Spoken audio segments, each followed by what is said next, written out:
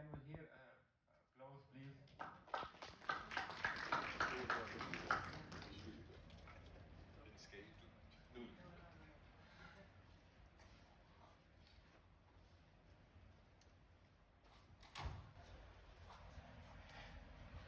Assalamu alaikum.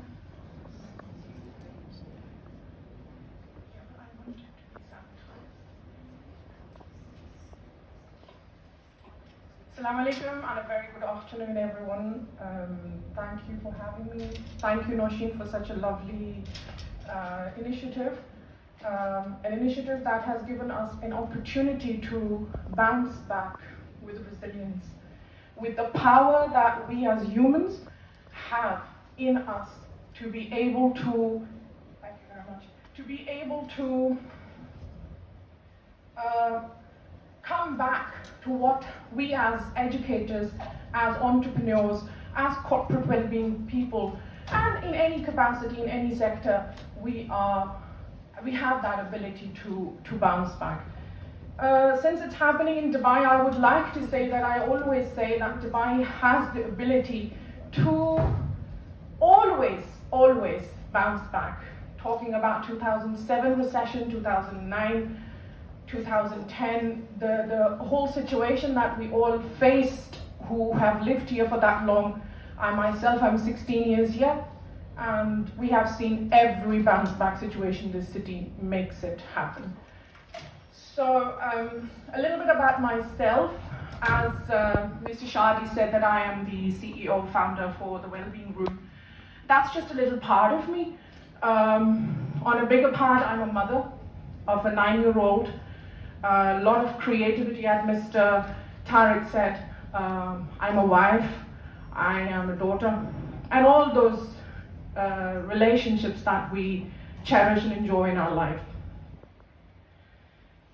I would not start my talk any way different than I start in my educational setup, in my institute, in my schools, in front of my students and my teachers. We start with this pray that we have gathered around to share best practices, shared ideas, and to make sure that we walk out of this room with that power of positivity in us, that we are able to do some kind of that law of 1%, that we are able to make some change within us and outside. So I always start with my staff members as Rabbi shrah li sadri wa yassir li amri wahlul 'uqdatam min lisani yafqahu qawli. We need to ask our hearts, we need to check our hearts. We need to ask for hearts and minds to connect. And this is the dua that Prophet Musa was given to be able to state what he had to state in front of the king at that time. I will jump into the talk. Wellbeing Room, the topic is incorporating positive mindset and mental well-being in an organization. When Noshin contacted me, and I was like, I'm an educator. I am in schools, among students all day. My passion of that school walls, the smell of the school, you know, that rhyme and that moment what we spend all day in schools is what I belong to. I don't belong to corporate world. I belong in a way, but my husband is a CEO, but that's the only part I belong to the corporate world. So all this two and a half months after having a contact with Noshin, that how can I bring these two worlds together? How can I make it that it's relevant? I feel myself sense of belonging to this people here because I don't belong to them. And then one day it came to my mind that every single day I go to institutions, I train teachers, educators, senior leaders, senior management, parents, and then my students that are extremely, extremely beloved to me, that they need to have life skills. They need to have, you know, all of those things which Mr. Tariq was saying a while back with so much of energy, and I was like scared in my heart that I'm going to share the stage after that energy, after so much like talk he's done. So the relevance that I found was that if I am training my students to be mentally strong, to find the positive and optimistic side? Are we preparing a corporate side or a corporate world for them that is ready to take their trained mindset that they're coming with that bounce back, with that well-being aspect, with positive mindset from schools? So I was like, okay, let me talk in that perspective. So as the world faces today climate crisis, we can't forget that. The world is facing international protests. We can't forget about the social inequality. We can't forget about the gender inequality, the racism, the recent racism event happening. We can't forget all of that. There is a huge social change. There is a huge a struggle in the social sector that they don't know what to do.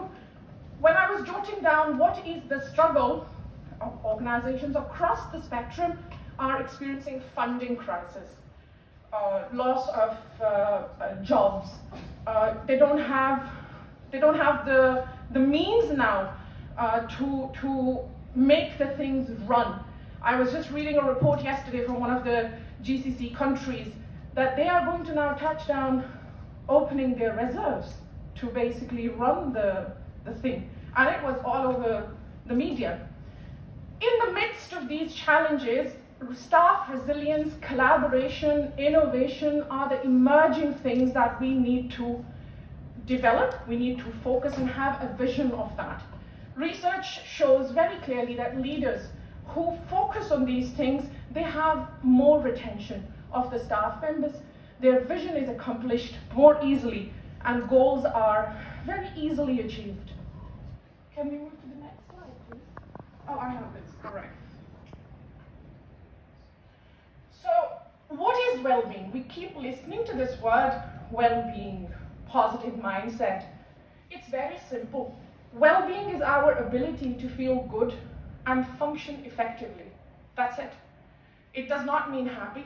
Constant happiness is not well-being. You cannot be constantly happy. You cannot be always doing things that make you happy.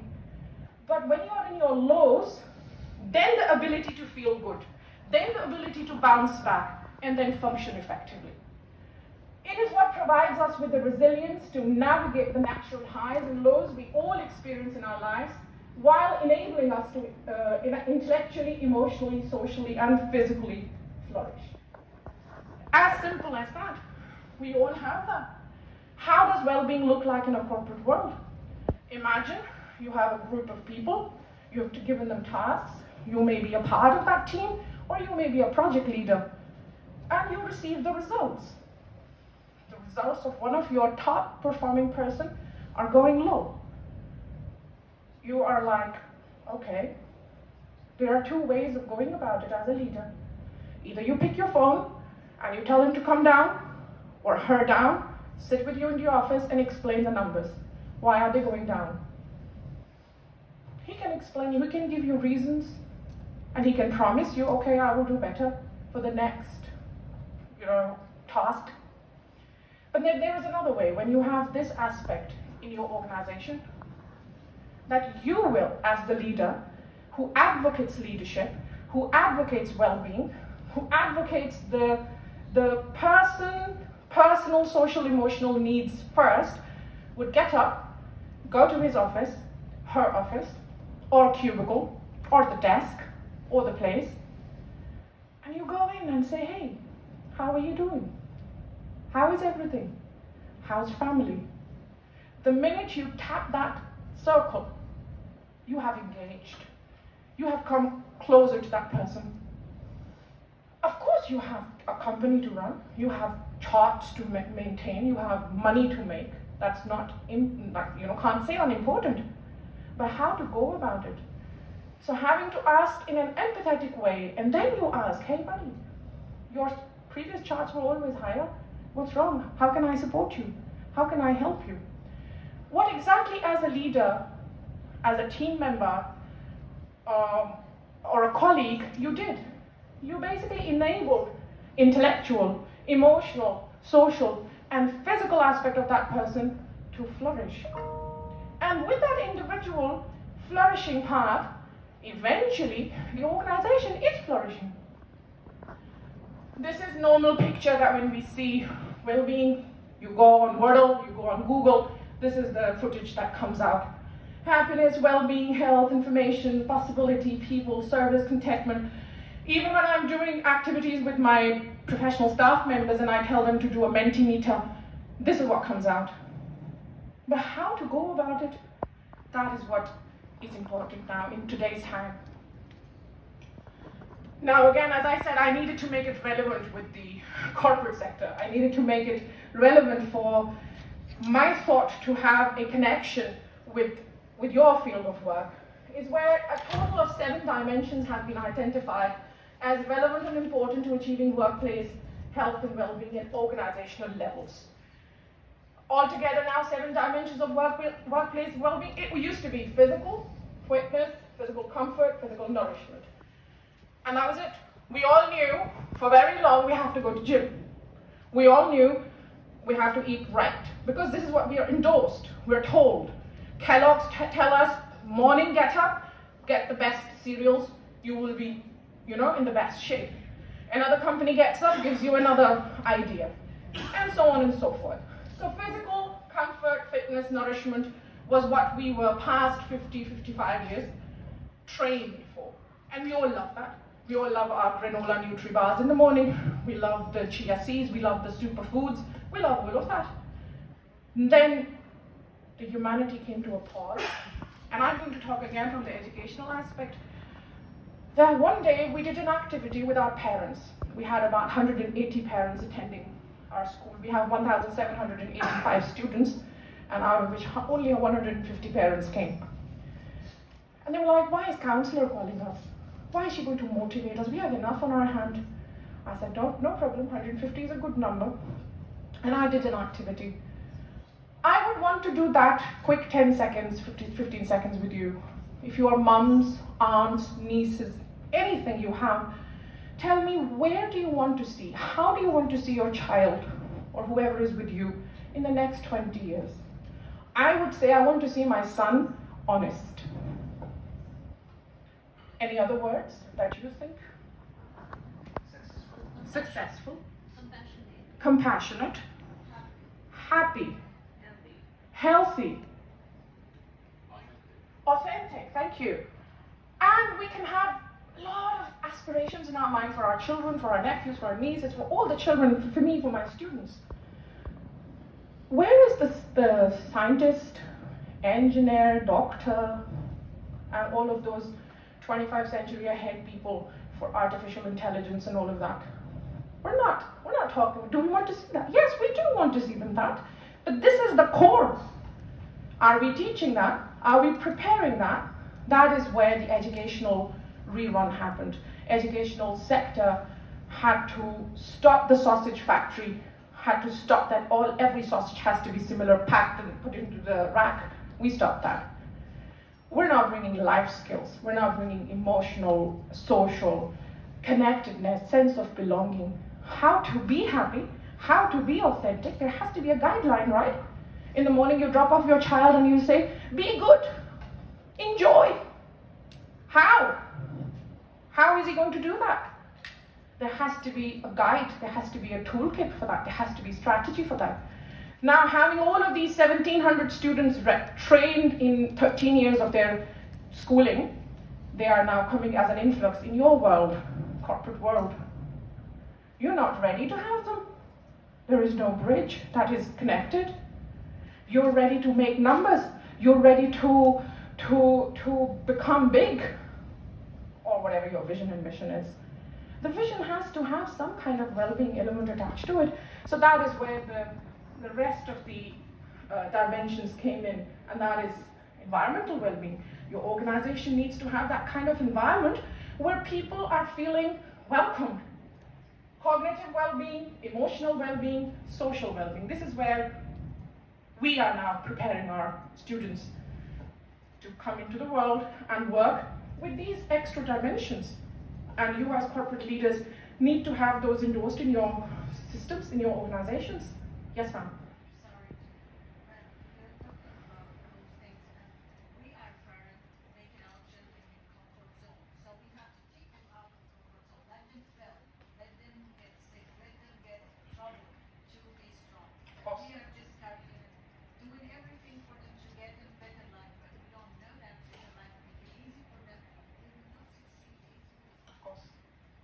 it's not just then the school. The connection goes, all sides. The real world, the practical world, the skillful world, the schooling, the educational industry, and then the parenting. And bringing organizational well-being to life. So yesterday I was talking to my husband, I was going through my slide. He being an organizational, in the business past 16 years here in the GCC. He said, oh, what you're talking is amazing. It looks lovely. How to bring it? It's not easy. It's not comfortable to sort of talk. It's nice to listen. It's wonderful. We walk out with good bag. Then I had to stop and reevaluate my slides. And I'm not going to take a long time. I'm just going to go with certain sayings that I felt connected with me and the future leaders that are going to be joining corporate world. Is that the first thing, if you want to have a well-being element, part of your social welfare thread in an organization, you as leaders, you as corporate organization CEOs, you all are big shots. You need to have a commitment wholeheartedly. As Ken Blanchard say, there is a difference between interest and commitment. When you're interested in something, you do it only when it's convenient. When you're committed to something, you accept no excuses, only results. So if you want to do the well-being as a part of your corporate thread, as a part of your social welfare, this is what is required as the first step. It never starts from down. In our educational leadership, we always say that governance, the stakeholders, all the spheres have to be committed to it. One person can bring little change, but if all are committed, then change is bigger. Lay the capability groundwork. Any change, even a change for the better, is always accompanied by drawbacks and discomfort. As Mr. Tariq also mentioned, and Ms. Rahab also mentioned that the question is that, are we ready to come out of our comfort zone? We need to. Otherwise, Corona made it. We had no choice. We were very comfortably waking up in the morning, going to work, working, like every industry has their own working hours. We are 6:30 to 3:30. We come back home 4:30 and khalas, we're over. But then no, Teams came up, Google Classroom came up, that came up, this came up, and we never stopped working. We were working from morning all the way in the evening, and then round the clock. So yes, we have to be ready for the drawbacks and discomforts, and for that we need to have a capability laid strongly as a groundwork. And another part is encourage active staff participation. Now, active staff participation is a very extremely crucial element. We in our educational sector, we call it student voice and choice. In our school system, we make it sure we train the staff that the classroom, the institution belongs to the students. It's their place. If we connect it with the corporate, the organization belongs to its employees. They come there. It's their place. They should feel comfortable. They should have a voice and choice when you're making your decisions, when you're creating some kind of a new plan. Their strategic input is extremely important. And if you want to go fast, go alone. If you want to go far, go together. And that is extremely, extremely important. We want to go far. Consistency is the key. When I'm hiring some staff members and we have some kind of, budget issues and we have cut slash on our salaries. And an amazing resourceful person would say, but this salary is not enough. I always tell them, I know, but see it from the perspective of long term. You get a good salary for 3 months and then you don't get. And then if you get a regular salary for 12 months, what is better? So that is where I train their mindset to see it as on a consistent level. Again, connection with the business, because well-being again, talking, how it resonates. Improved safety with a 32% average reduction in claims. This is a well-being census that happened in 32% reduction in workers happened in 2003, and it was quoted by Chapman. Employees with high levels of well-being are more likely to take early actions and seek help rather than risk poor health. It is estimated workplace health programs can achieve an average of 32% reduction in workers' compensation and disability claim costs.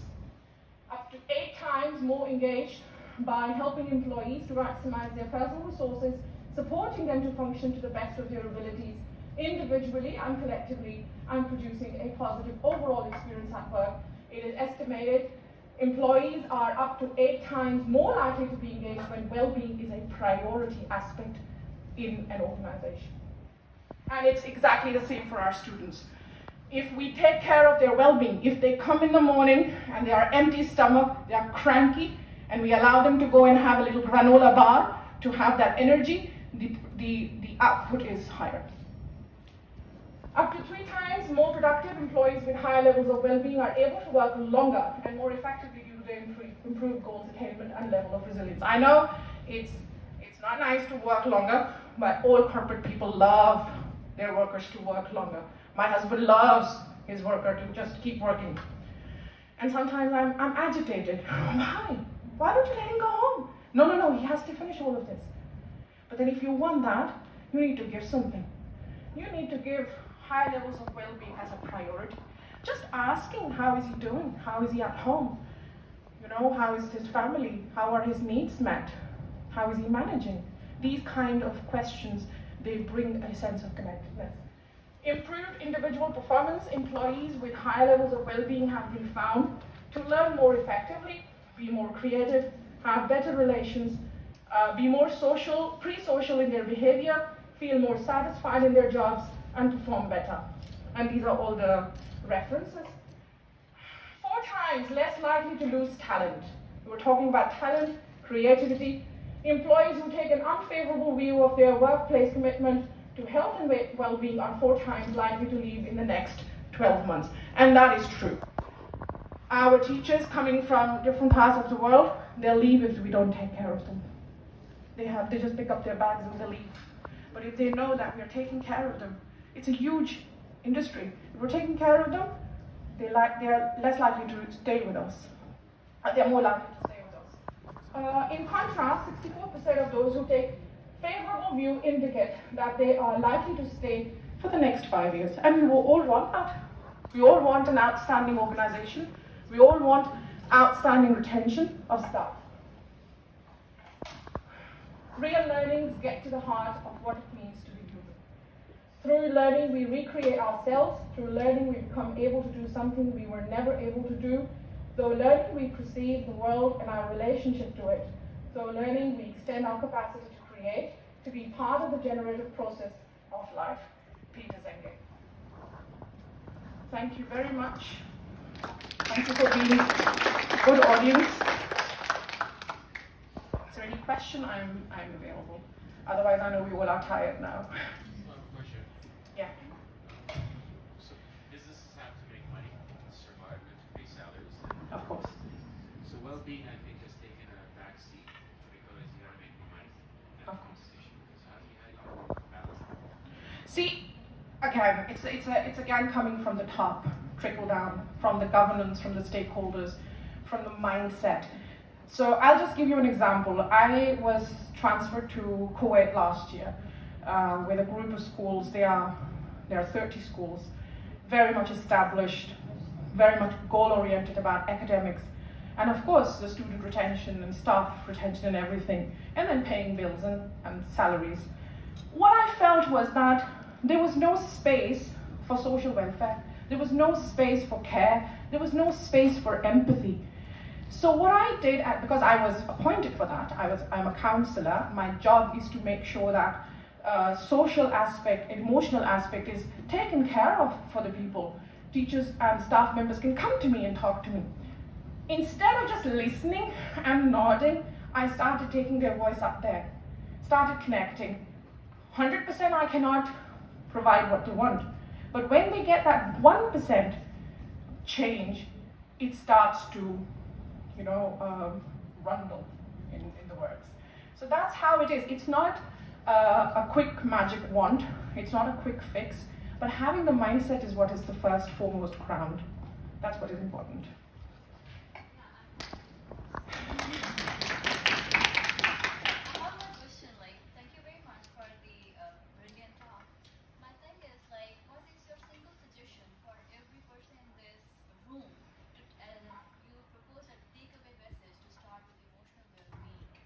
There are a lot of takeaway messages that we are taking from this room today, but most importantly, start from yourself. Start here. Connect your heart and mind and body together. Once you start, you prioritize. There is a saying, I was listening, a man lives 2 lives, a woman also lives 2 lives. The minute he understands, or she understands, that this life is ending, there is, it's coming to an end, that is when he starts living the second one. And I love it. So start living your second as quick as possible, because there's not going to be more chances. Thank you very much.